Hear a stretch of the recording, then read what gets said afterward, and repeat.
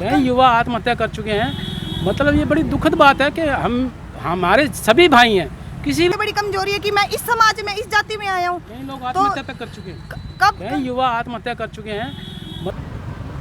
नमस्कार, आप लाइव देख रहे हैं SNN मन संदेश न्यूज़ पर। इस समय हम मौजूद हैं करनाल के महात्मा गांधी चौक पर, जहां पर लंकेश आनंद शर्मा धरने पर, सीनियर पत्रकार धरने पर बैठे हैं। आइए जान लेते हैं उनसे धरने पर बैठने की पूरी वजह। मैं लंकेश आनंद शर्मा, संपादक वतन के सिपाही पत्रिका, करनाल हरियाणा से।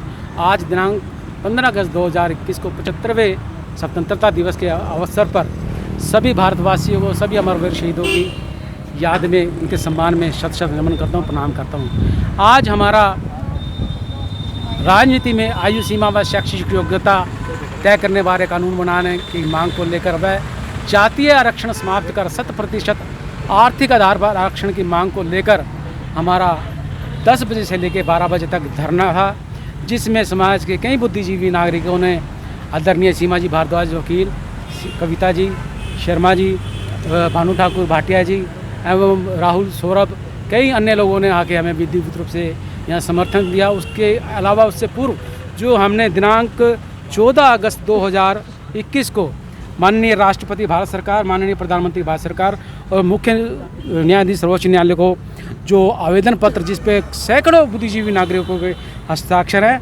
राष्ट्रपति के नाम जो रजिस्टर्ड पत्र भेजा है ARH 51104438IN, प्रधानमंत्री RH 51104459IN, सर्वोच्च न्यायालय RH 5110445005 एंड 14/2021। हमें गर्व है कि आज हमारे देश में बहुत से लोगों ने आज़ादी के बाद बहुत से कानून बनाए, लेकिन दुख की बात यह है कि हमारे पूर्व प्रधानमंत्री स्वर्गीय राजीव गांधी जी ने अपना वोट बैंक बढ़ाने के लिए 21 वर्ष से आयु सीमा घटाकर 18 साल इसलिए कर दी कि आयु हमारा वोट बैंक बढ़ सके। किसी दल ने कोई विरोध नहीं किया, सबने समर्थन कर दिया।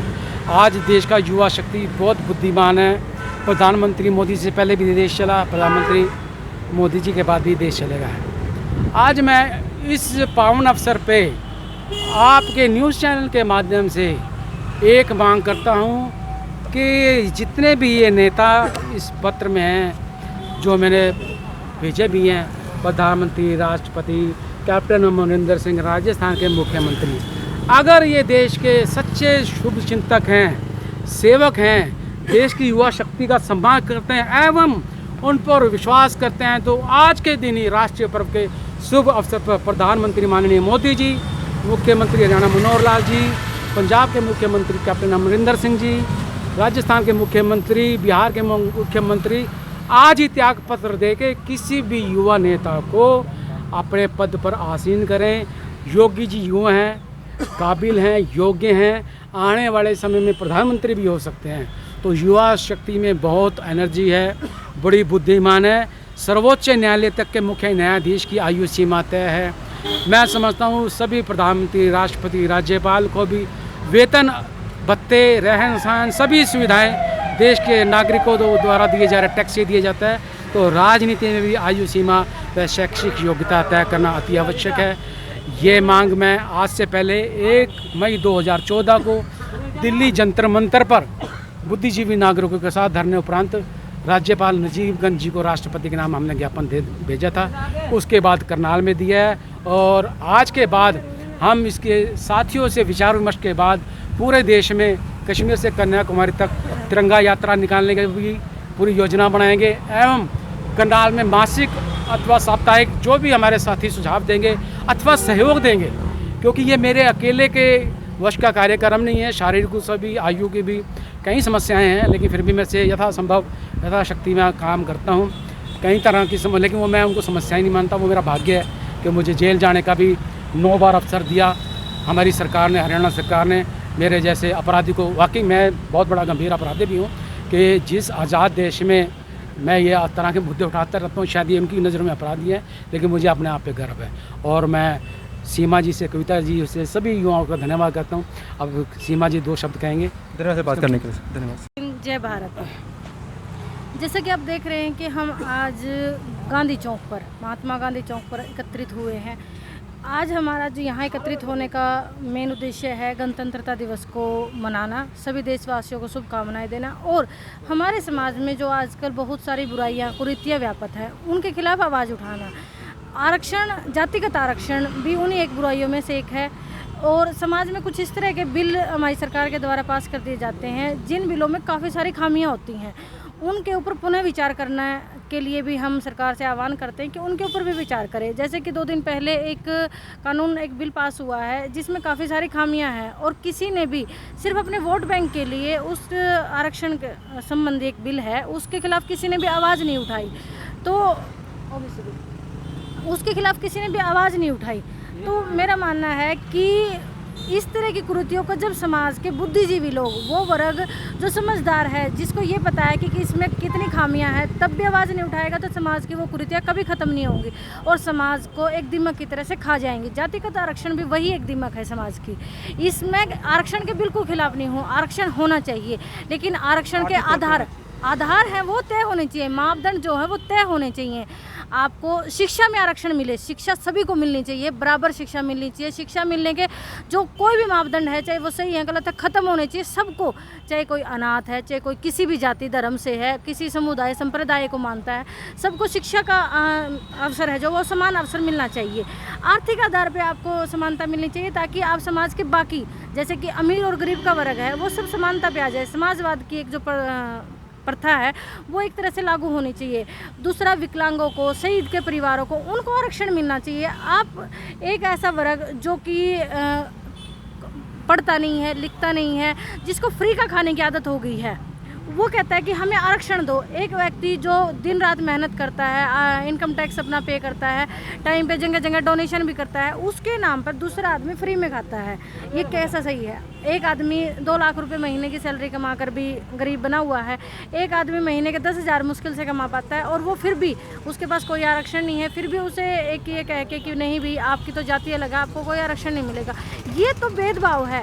और जिन्होंने संविधान में आरक्षण नाम की जिस कानून को लागू किया था, ये तब भी ये कहा गया था कि समानता के अधिकार को लागू करने के लिए आरक्षण होना चाहिए, ना कि जाति के आधार पर। और आज के समाज में 75 वर्ष हमें आज़ादी को हो गए हैं, इस जातिगत आरक्षण का जो कानून है इसमें बदलाव की बहुत ज़रूरत है, संशोधन की बहुत ज़रूरत है। लिखा था आरक्षण करते हुए उसको एक तरह से दुरुपयोग किया जा रहा है, उनके मापदंडों को ना बदलाव ला बेनिफिट के लिए उनको यूज किया जा रहा है, अपने वोट बैंक को बढ़ाने के लिए, अपनी राजनीति चमकाने के लिए। बिल्कुल, तो उसी के लिए आवाज़ उठानी चाहिए। और इस बिल में, जातिगत आरक्षण वाले बिल में संशोधन की बहुत मांग है, सरकारों से भी यही मांग की जाती है कि इसमें आरक्षण की जाए।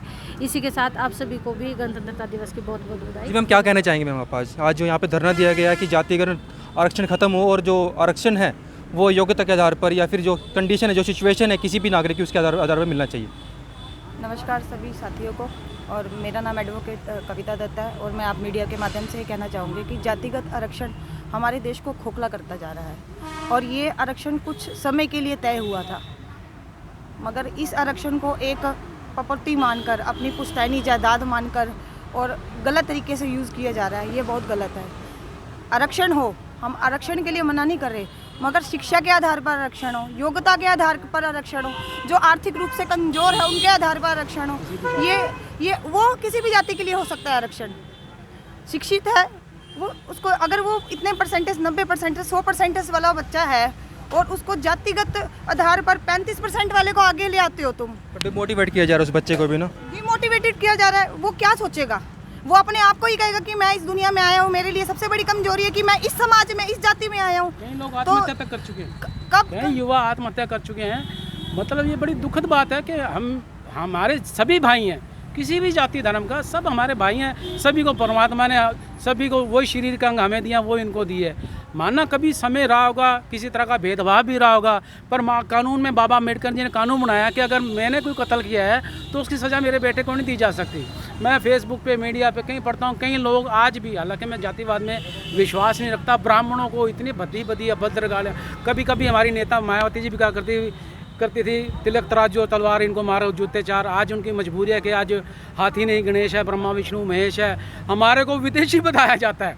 मतलब जिस देश का पहला क्रांतिकारी एक ब्राह्मण रहा हो, मंगल पांडे, तो बहुत ऐसी बातें। और मैं खाली किसी जाति की, इस देश को आज़ाद करवाने के लिए हर जाति के नागरिक ने, हर धर्म के लोगों ने अपनी आहुति दी है, अपना बलिदान दिया है, संघर्ष किया। हाँ, कुछ लोगों का नाम आ गया और कुछ लोग गुमनामी के अंधेरे में खो गए।